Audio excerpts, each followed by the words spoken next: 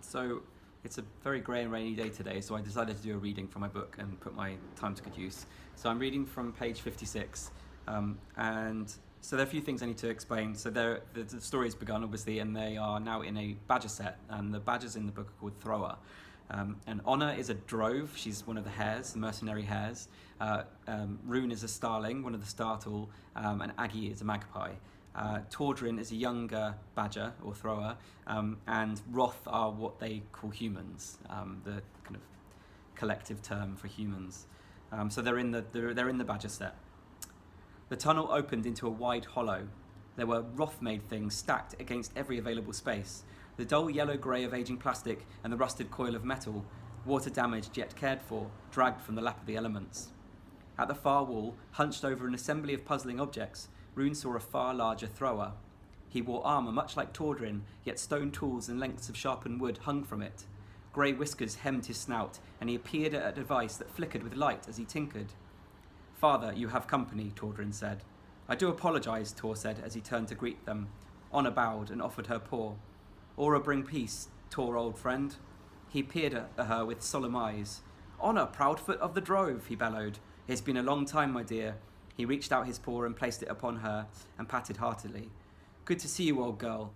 And who do we have here? Feathered friends underground?" Honor introduced them. "This is Aggie, collector and maker."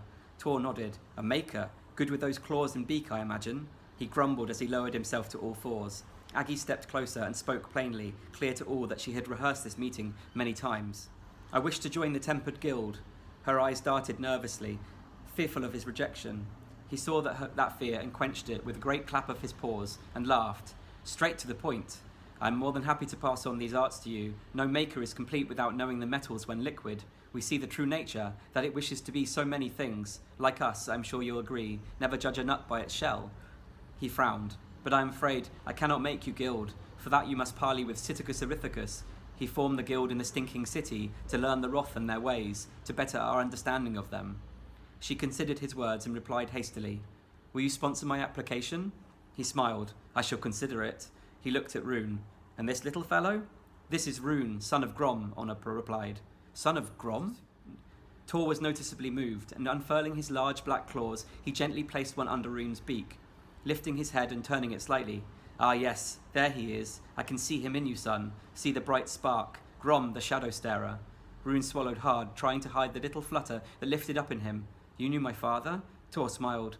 "Your father was the first individual I met whose interest in the Roth eclipsed my own. He had a grasp of their ways that I could barely comprehend. It was he who inspired my work, to make use of all these disowned contraptions." Rune looked at the myriad of dark shapes that cluttered Tor's home. "My father was here?" Tor picked up the object he had been working upon. It was a rectangular-shaped object. Sinuous fibres extended from it, and upon these were little clear buds. He clasped a single flowerlet and twisted it. Every bud lit up like spring blossom.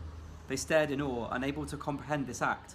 "See these lights? It is not made of aura or sealer. The light is made of a puissance. The Roth have found a way to harness the same beast that burns in fire. They have tamed it, made it bend to their will. This is the power of the Roth. They can take a wild, violent thing and make it succumb to them, and yet they cannot quell the violence in themselves." He turned the bud again and the lights went out. And then he affixed the box to his armour. "We collect made things from the Roth. We find their shaped metals and wood, their complications. They hold within them a quality which fascinates me. My children have come to share in this bewilderment. How so much ingenuity can come from such a dangerous animal?" Tor wrestled with the notion, sighing heavily, choosing to ward off such thoughts. "We found these curious strings of luminescent flowers amongst the forgotten things above. We are yet to understand their purpose, or indeed how they glow. Sometimes their light dies. It is my hope to one day comprehend them, but we have found many uses for them." "Perhaps it is magic," Honor smiled. Tor pondered. "Yes, it is possible. It would be easy to dismiss this as a Corvan bone hex or some other witchery, but I believe it is far simpler. I wish to know its organs, to understand its secret." "Why?" Rune asked. "Why is precisely the right word, because there are many things in this world I am yet to understand. I wish to know so many things, to comprehend the deeper meaning of life and the life of my family, or your father, Rune, and how all of this, all these strange and terrifying things are connected.